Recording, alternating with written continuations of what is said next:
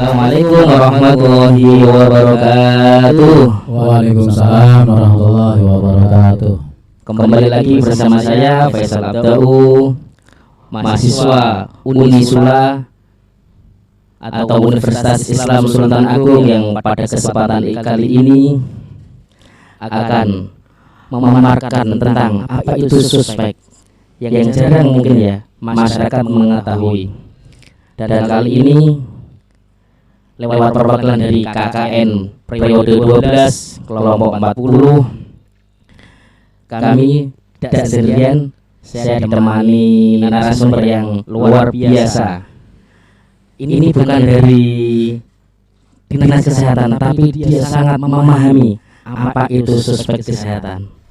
Mari kita berkenalan lebih dahulu kepada narasumber kita.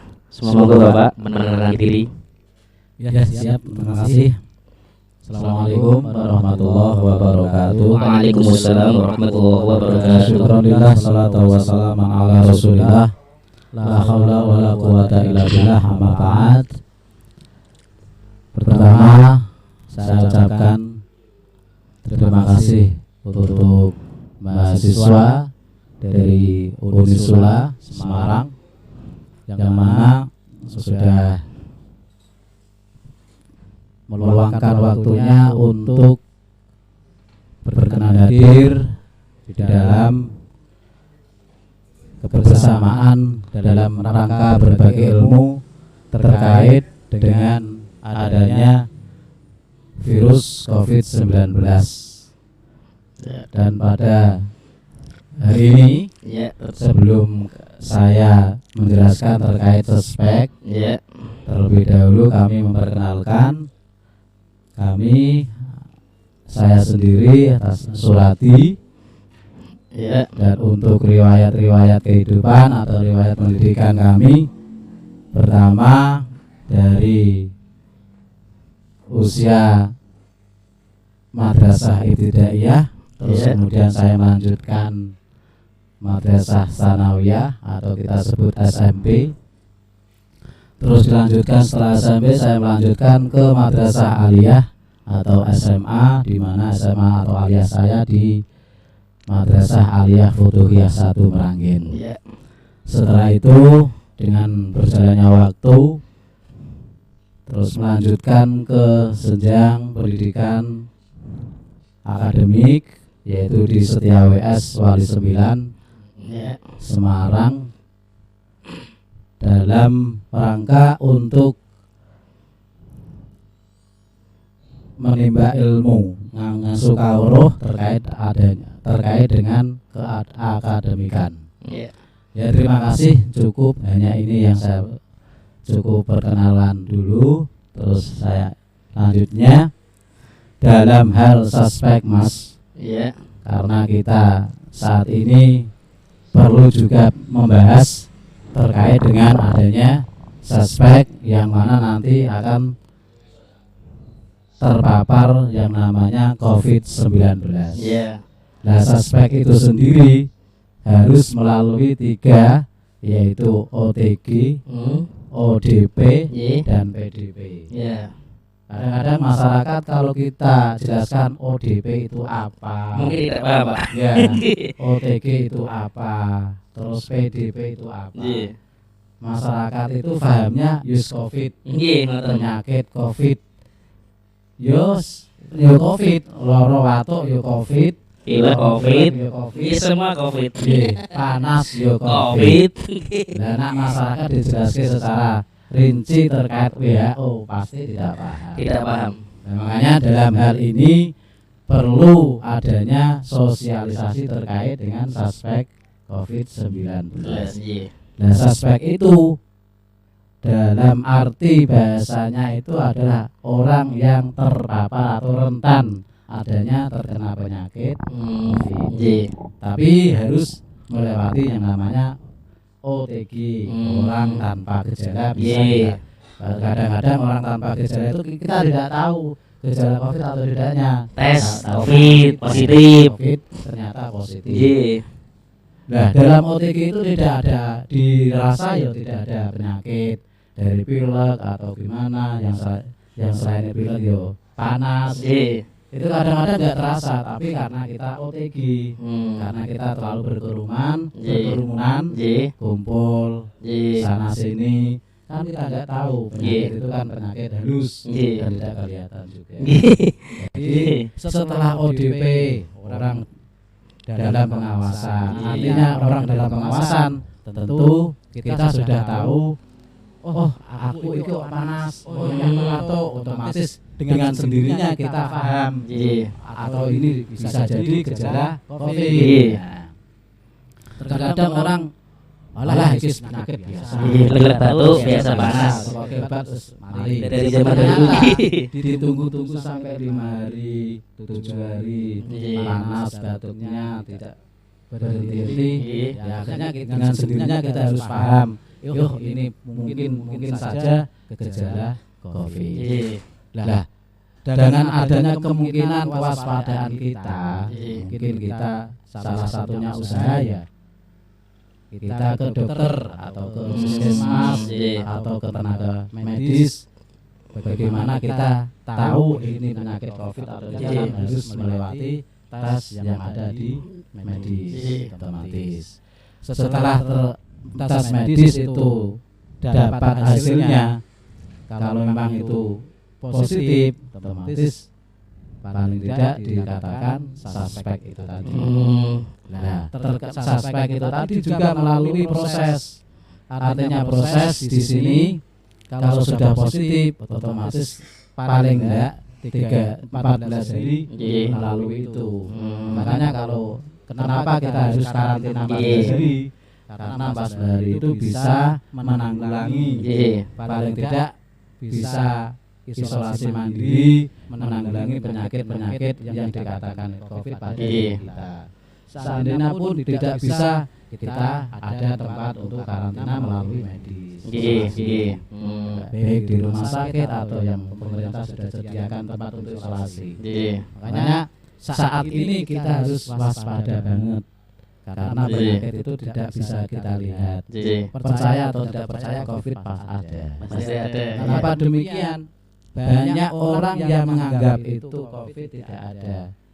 Setelah dia menganggap ada dari salah satu keluarga yang terpapar, baru bisa menyadari COVID itu ada. Oh iya. Makanya paling tidak kita juga dari pemerintahan juga menganjurkan kita suruh memakai masker, cuci tangan, itu juga kan kita usaha. Artinya usaha cuci tangan, pakai masker biar kita nggak terpapar dengan COVID itu. Ya, jawaban yang sangat memuaskan untuk para pemirsa semua. Dan saya di sini akan bertanya tentang sekarang kan gini Pak, para warga masyarakat lah, sekarang itu pada ketakutan untuk ke dokter, ke puskesmas, untuk menanyakan riwayat penyakitnya gini-gini, nanti dikatakan ini COVID itu bagaimana tanggapan Pak tentang masyarakat yang seperti itu Pak? Terima kasih untuk mensosialisasikan dari kepanikan masyarakat. Kadang-kadang mau ke rumah sakit takut nanti di-COVID-kan, kadang-kadang takut mau puskesmas nanti di-COVID-kan. Artinya di-COVID-kan dari rumah sakit atau puskesmas itu tidak meng-COVID-kan pasien. Di sini ada alur sendiri atau SOP-nya. Jadi nanti penyakit apapun yang mengarah ke COVID, baik kita tahu bahwasanya batuk, pilek, panas, tinggi itu kan mengarah ke COVID. Jadi nanti kalau kita periksa ternyata tidak ada gejala batuk, tidak ada gejala COVID, gejala pilek atau panas. Kalau kita periksa tidak ada itu, berarti kita sudah dikatakan pasien-pasien biasa. Akan tetapi walaupun pasien biasa, itu tetap melewati yang namanya screening. Nah, screening itu memberikan pelajaran, memberikan pengetahuan. Kita tetap walaupun pasien biasa, kita tetap periksa seperti pasien COVID. Baik lewat antigen dan lewat PCR dan yang lainnya itu. Nah, menunggu hasil itu kita isolasikan terlebih dahulu. Ngaten Pak. nggih. Lah setelah 2 hari 3 hari hasil itu keluar, kalau memang negatif, otomatis pasien itu dengan sendirinya kita pindah ke ruangan biasa. Makanya makanya masyarakat kadang-kadang takutnya di situ nanti di-COVID-kan. Istilahnya bukan meng-COVID-kan pasien, cuman kita mewaspadai baik dari tenaga medisnya, baik dari keluarganya, baik dari pasien itu sendiri. Kadang-kadang kan kita nggak tahu awalnya tidak gejala, ternyata pas ketemu temen di mana gejala. Makanya kan kita nggak tahu. Makanya rumah sakit itu atau tenaga medis itu bagaimana caranya memutus tali rantai COVID itu dengan cara dalam rangka isolasi atau isolasi mandiri bisa. Memang kita kurangnya sosialisasi ke masyarakat. Dengan adanya lewat ini, mungkin panjenengan dan kawan-kawan yang tim di sini, alhamdulillah, mudah-mudahan dengan adanya ini bisa diterima oleh masyarakat sekitar. Jadi paling tidak jangan sampai kita punya anggapan semua penyakit itu di COVID. Jadi benda artinya setiap pasien pun, saya kembali lagi, setiap pasien tetap kalau di rumah sakit atau puskesmas tetap lewat screening. Screening itu kita memberitahu kalau nanti ada semacam gejala-gejala. Jadi itu aja sebetulnya. Tapi kan kalau masyarakat kalau nggak ada sosialis seperti ini kan tidak mengetahui prosedur-prosedurnya ke rumah sakit itu bagaimana. Nanti dikira pas ke rumah sakit ini ada masih COVID kan masih ini.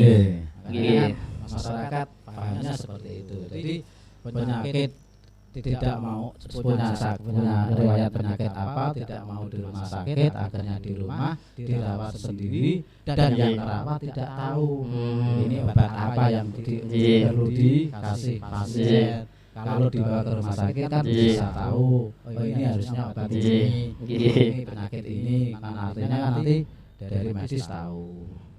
Ya sekedar pemberitahuan juga kan kita juga perlu adanya sosialisasi seperti ini. Sosialisasinya kadang-kadang kita juga sebagai warga juga sebagai istilahnya petugas COVID rasanya. Walaupun tidak ditunjuk Satgas COVID, otomatis dengan sendirinya kita juga sosialisasi wajib. Kenapa? Karena kalau tidak sosialisasi dengan masyarakat awam, orang-orang tua atau lansia, itu pahamnya semua penyakit COVID. Benar. Perlu sosialisasi. Jawaban yang cukup menarik. Jadi untuk semua masyarakat, kalau mempunyai keluhan panas, demam dan lain sebagainya, jangan takut untuk berkonsultasi kepada dokter atau puskesmas di daerah setempat. Jadi kita jangan takut. Karena kalau kita ketakutan, nanti kita tidak tahu kita terpapar. Nanti kan saudara-saudara kita, keluarga kita malah terpapar semua nanti pagi. Misalkan kita tidak tahu itu gejala apa. Ya, saya punya pertanyaan yang ketiga ini, Pak. Program pemerintah kan memakai masker, menjaga jarak, terus mencuci tangan, pokoknya tentang situ lah. Itu kan tidak cukup, Pak. Kita tidak cukup mencuci tangan, memakai masker, menjaga jarak. Kita perlu dengan kerohanian atau ketebalan iman mungkin, Pak ya.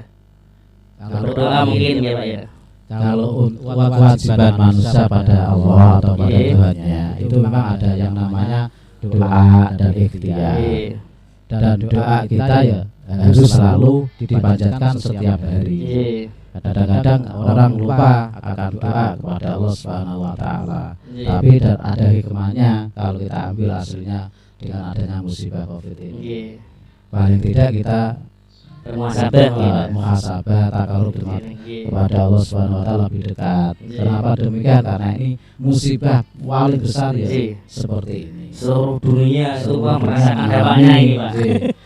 Dan mengalaminya ini kan tidak mandang usia, baik itu kecil, dewasa atau dari tua, itu semuanya terpapar.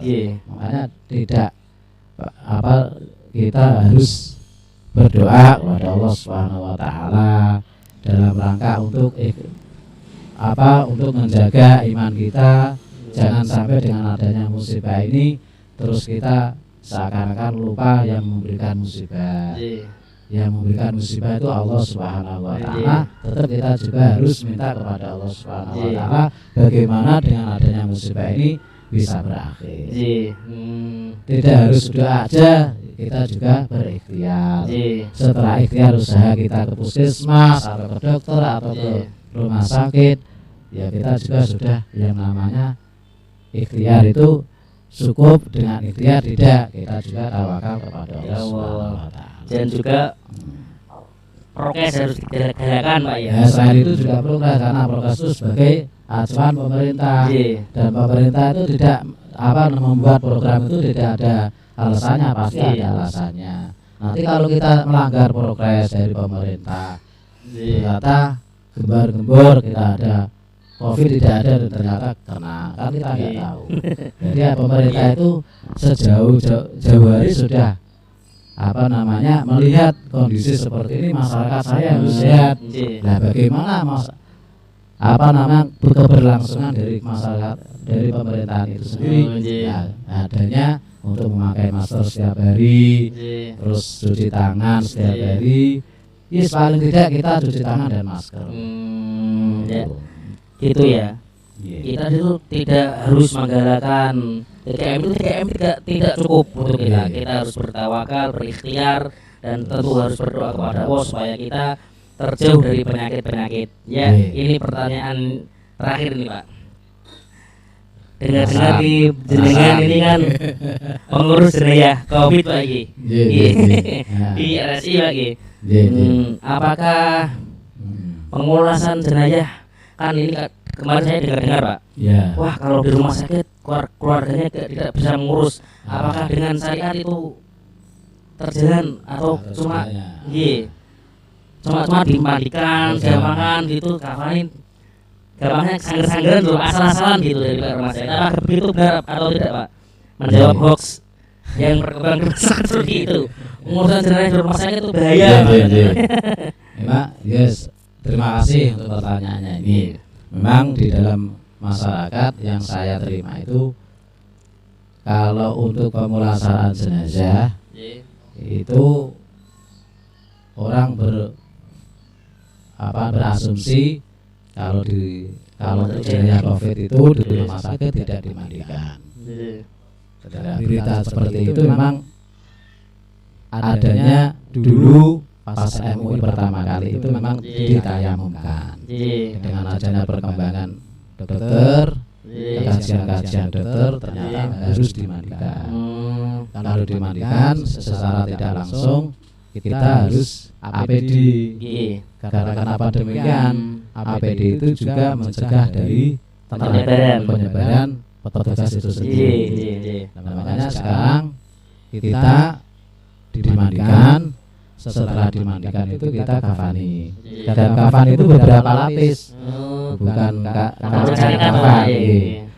Untuk kafannya itu sendiri ya setelah kafan itu terus kita plastik.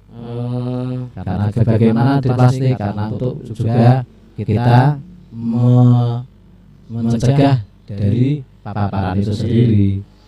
Nah, setelah di plastik kita diperban seperti perban perban hitam atau perban yang putih itu, terus kemudian kita bungkus atau kita dengan kantong jenazah. Terus dengan kantong jenazah itu tadi, setelah itu kita masukkan ke peti jenazah.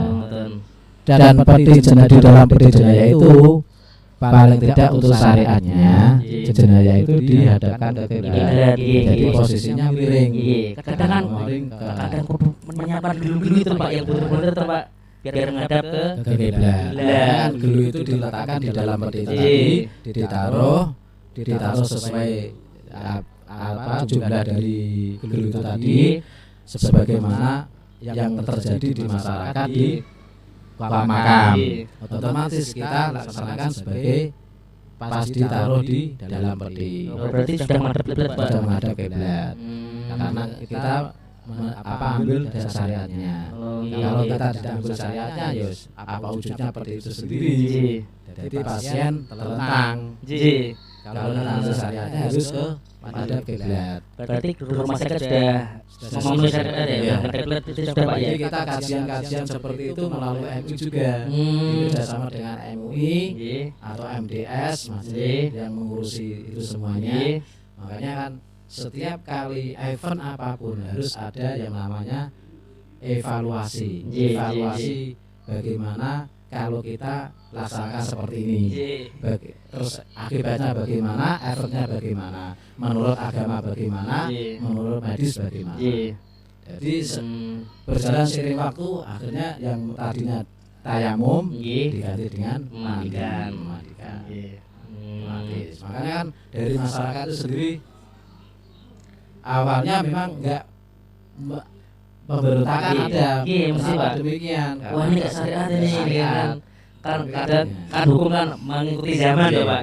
Karena kita sudah tahu dari MUI seperti ini, kita laksanakan seperti MUI. Ya, itu tadi sudah perkembangan waktunya. Terus akhirnya ada evaluasi dari medis, dari agama sendiri. Memang harus dimandikan, ya kita mandikan. Tapi salat harus pakai APD. Karena itu jalan satu-satunya untuk mencegah tenaga medisnya terpapar agar tidak terpapar Pak ya. Jawabannya cukup menarik dan ini Bapak Suradi termasuk pengurus jenayah COVID Pak dari RSI Sultan Agung Semarang. Bagi masyarakat yang mungkin keluarganya atau apa yang dulunya pernah terpapar sampai meninggal dunia, jadi jangan takut ini tak memenuhi syariat nih Ustaz.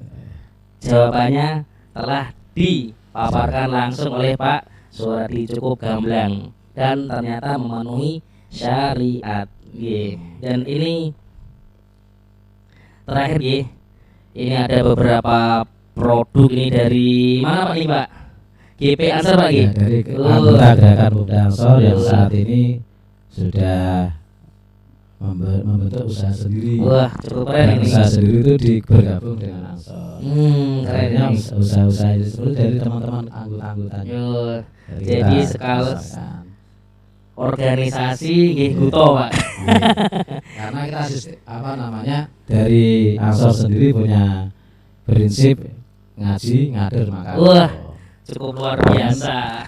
Otomatis makarnya awake dhewe wis atur-atur. Nggih. Berdagang Pak. Melatih untuk berusaha. Mungkin dari organisasi kita berlatih untuk usaha.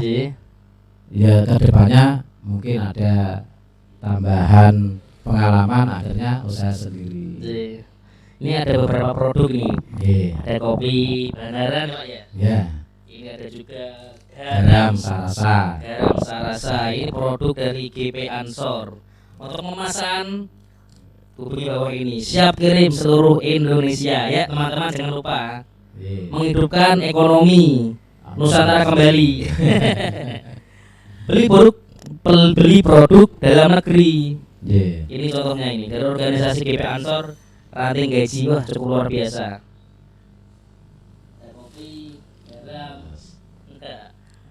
Ya, terima kasih sebelumnya kepada narasumber dan GP Ansor ranting gaji tentunya beserta keluarga besar GP Ansor lagi. Mengucapkan terima kasih dari KKN tematik periode 12 kelompok 40 Unisula Pak. Berterima kasih sebesar-besarnya dikarenakan berkenaan waktu, tempat, memfasilitasi teman-teman ini semua, dan semoga apa yang menjadi amal ini menjadi lebih baik nanti bagi GP Ansornya Pak. Amin. Moga Bapak ditutup dengan doa Pak, keberkahan jenengan. Terima kasih untuk akhir kata untuk level pada pagi hari ini. Mari kita akhiri dengan berdoa sholawat tibil qulub. Mudah-mudahan untuk wabah yang sekarang ini mudah-mudahan berakhir dengan sholawat tibil qulub kita nanti bersama. Bismillahirrahmanirrahim. Allahumma sholli ala sayyidina Muhammad tibbil qulubi wa dawaiha wa afiyatil abdani wa sifaiha wa nuril absari wa diyaiha wa ala alihi wa sahbihi wa sallim walhamdulillahi rabbil alamin. Ya, terima kasih kepada para penonton podcast kali ini. Akhirul kalam, Allahumma fiq ila aqwamit thoriq. Assalamualaikum warahmatullahi wabarakatuh.